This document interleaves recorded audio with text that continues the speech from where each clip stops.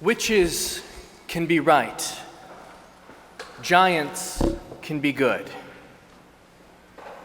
Those are Stephen Sondheim's words written for his musical, Into the Woods. And for those of you who have not seen it or heard the music, Into the Woods explores our classic fairy tales, but through an adult and scrutinizing lens. We learn the complex background behind our oft ignored and voiceless villains, Rapunzel's witch, and the giants who reside at the end of the beanstalk. And in Sondheim's treatment, they're not revealed to be perfect and good characters, as if such a thing could ever exist in any Sondheim musical. But rather, we are exposed to their side of the story, to their struggles, to their motivations. And what we discover is that we're not so quick to fault them. We're not so sure we would do differently in their place. Witches can be right, and giants can be good. But we would never know that if we only told the popular version of the story. We have to first hear their side of the story, actually listen to what drives them, and then their lyric starts to resonate. And if we absorb Sondheim's idea, we're stopped in our tracks because it begs the question, in whose story am I a witch? In whose story am I a giant? We might think of ourselves as Prince Charming, but in someone's tale, try as we might to avoid it. Surely each of us is a villain. After all, in Sondheim's story, even Prince Charming is not so charming. We're all well acquainted and familiar with the age-old adage that there are two sides to every story. And we've seen no end to artists capitalizing on this concept. In the children's book, The True Story of the Three Little Pigs, we learned that the big bad wolf was not so bad. And in the movie Shrek, we fell in love with an ogre. In the novel-turned-musical Wicked, we learned the wicked witch was kind of good, and the good witch was kind of manipulative. And in the movie Maleficent, we heard the story of the fairy who imprisons Sleeping Beauty. Our villains are not vindicated in these tales, but events are rarely as simple as they used to appear. For every account, there is another account, another truth. So whose truth is true? Are the villains in our stories as evil as we've come to believe, as we've taught our children to believe? Despite enjoying art where we learn that witches can be right and giants can be good, in our own lives we are too quick to say witches can never be right and giants can never be good. And it's time to allow life to imitate art. Last year at this season, my message to the congregation focused on the importance of sharing our stories. I spoke of the power of our personal narratives to anchor us and provide us with a context for our lives. And this remains true. But there is a vital second component to this charge that I left on the editing table. I can't just tell my story. I have to listen to yours. Our inability to listen to stories that do not validate our own, our disinterest in stories that challenge us, ultimately inhibits us because it traps us in conflict. And sadly, it's easier than ever to turn a deaf ear to those with whom we disagree. We are, in fact, ingrained by our society to create a fortress around our point of view. The only beliefs allowed in are the ones that complement our own. We read articles, join organizations, subscribe to podcasts, friend people on Facebook, follow them on Twitter, watch news channels, all of which reinforce our own outlook, entrench us in our mythology, and demonize anyone who deviates one jot to the right or to the left. All day we encounter tools that tell us If you like that movie or song or article or Facebook friend, you might also like this. And while affirmation may make us comfortable, it also polarizes us. I'd suggest that we strive to resist this tendency at a time and in an environment that makes it easier and easier to give into it. Because this vindication and validation, without balance and without healthy, reasonable, even crucial disagreement, ensures we will never be open to a different story. Where are the tools to help us think critically? Where are the tools to help us get uncomfortable? Where are the tools that might open our minds to a different portrait of those we have summarily declared to be witches and giants? We've written ourselves into a narrow narrative where, despite knowing better, witches cannot be right and giants cannot be good. And within that certain assessment, our villains are entirely evil and, even more troubling, voiceless. But there is a way to escape this simplistic story. We can follow Sondheim's example and seek out the stories of the characters we have silenced. We can reawaken our curiosity. In the book Difficult Conversations, How to Discuss What Matters Most, members of the Harvard Negotiation Project point out the dynamics that trap us within cyclical conflict in our personal lives. And one of the most important chapters is entitled, "Stop Arguing About Who's Right. Explore Each Other's Stories." Sometimes it takes an academic to tell us what we know in our hearts. That taking in someone else's viewpoint, really considering it and not just shutting it down, is not just respectful, it's essential. On the world stage, but also in our personal lives, our impatience with those with whom we disagree ensnares us in argument. Now, this book does not encourage a Pollyanna urging that we should all just get along. Rather, it reveals how we erode our discourse and our characters if we remain fundamentally closed and uncurious. This does not mean that we should seek out all stories. I hope it goes without saying that there are some stories that are too ugly, too belligerent, too intolerant to merit any hearing. Those in our personal lives who have caused us irreparable harm, like abusive family or spouses, do not carry stories that we need to seek out. Fundamentalists or fanatics of any type who vocally condemn anyone with a competing narrative as a heretic are not going to be able to join us in this work. We need partners who will listen to us in return. After all, it must be said that the work of really listening is really hard. Many of us feel we don't have the time for it. Many of us don't have the patience for it. And yet, what might be opened up to us if we let ourselves listen? This year, we've seen our government plagued by a rampant inability to listen to each other. In the past, two senators who held starkly different stories could sit down with the hope of finding a piece of common ground. Russ Feingold and John McCain certainly held different visions for our nation, but there was a time when they could sit down, listen to each other, and chart a unified path toward campaign finance reform. Today, such bipartisanship costs senators and representatives their seats. So long as each party insists that their story for America is singularly true, everyone else becomes a witch and a giant, a voiceless villain that can be dismissed. And the inability to hear one another's stories has also afflicted the Jewish world this year.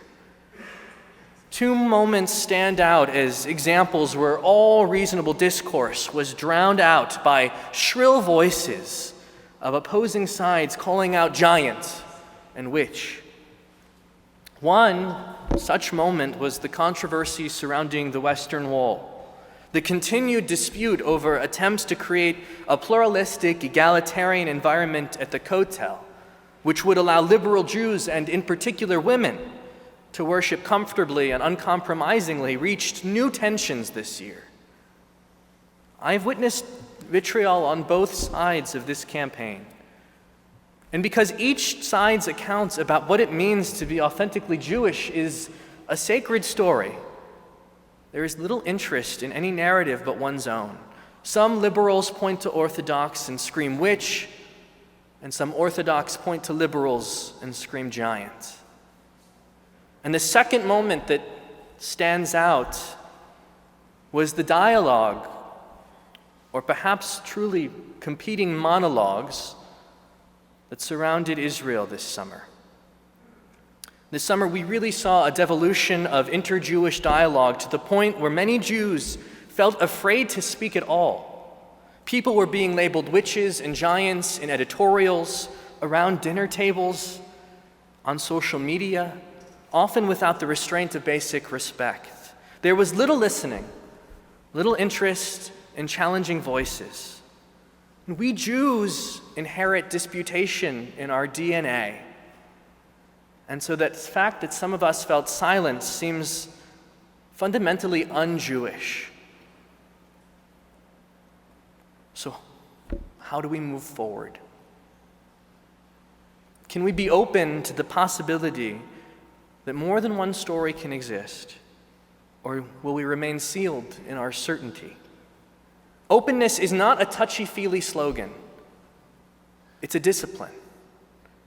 It requires strength and calm and patience and the ability to put down our defenses, no matter how easily they bubble up.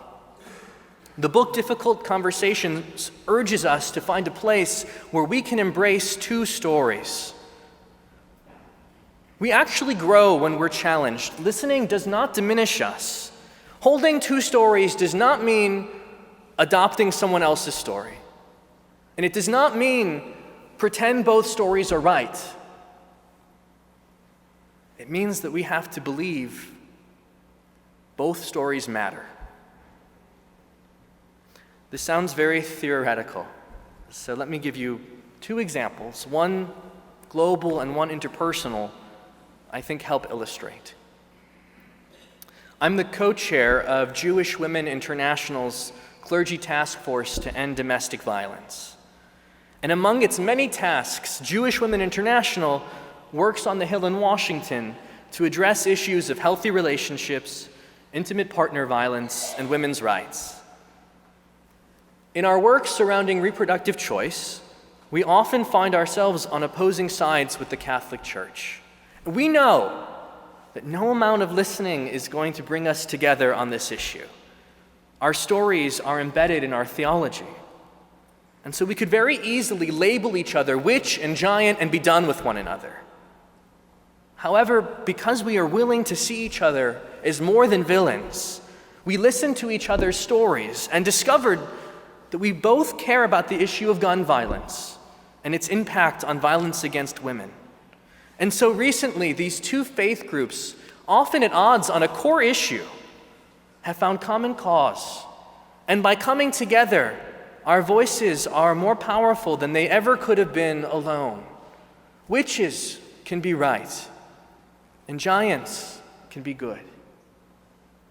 And if we're honest with ourselves, we know that this very same dynamic of our inability to listen plagues our personal lives as well. As I explained the premise of this sermon to colleagues, they flooded my inbox with examples that I might use in this section, but this one story resonated for me, and I think hopefully will for you, but demonstrates this point.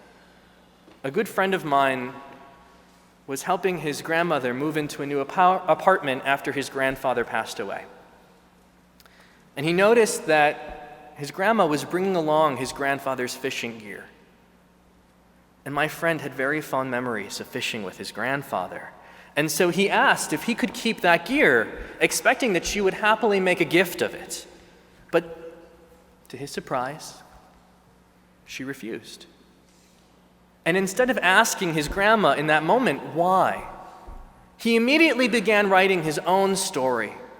Grandma is probably planning to give the poles and tackle to my cousin, that favorite grandchild.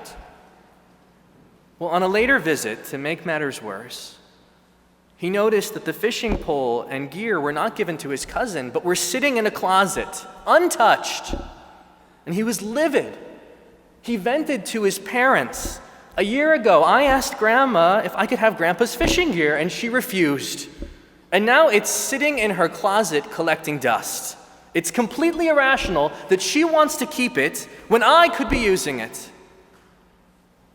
And my friend's father replied, Grandma and Grandpa met while camping with friends. Grandpa asked Grandma to go steady while they were fishing, probably with that gear. I'm sure it just reminds her of him. My friend had spent a year in his own story full of bitterness.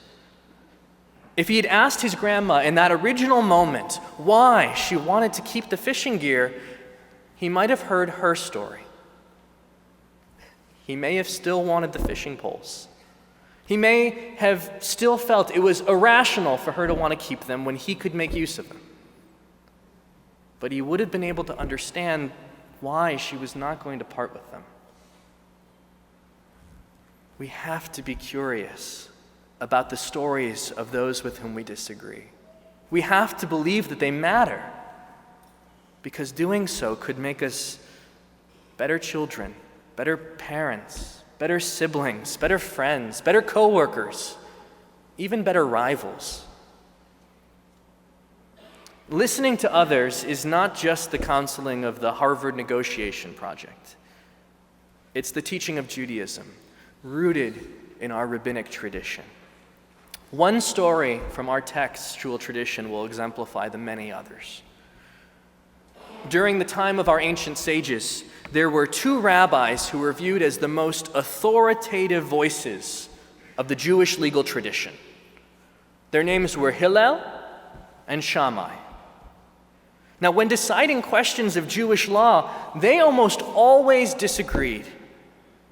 And like any good teachers, each raised up many students. And these students came together to create schools of thought that became known as Beit Hillel, the house of Hillel, and Beit Shammai, the house of Shammai. Surprise, surprise, these two schools of thought never agreed. They took polar positions on everything. One declared something kosher, the other unkosher. Permissible, not permitted. And we poor Jews, what were we supposed to do? What law were we to follow? Which rabbi was right?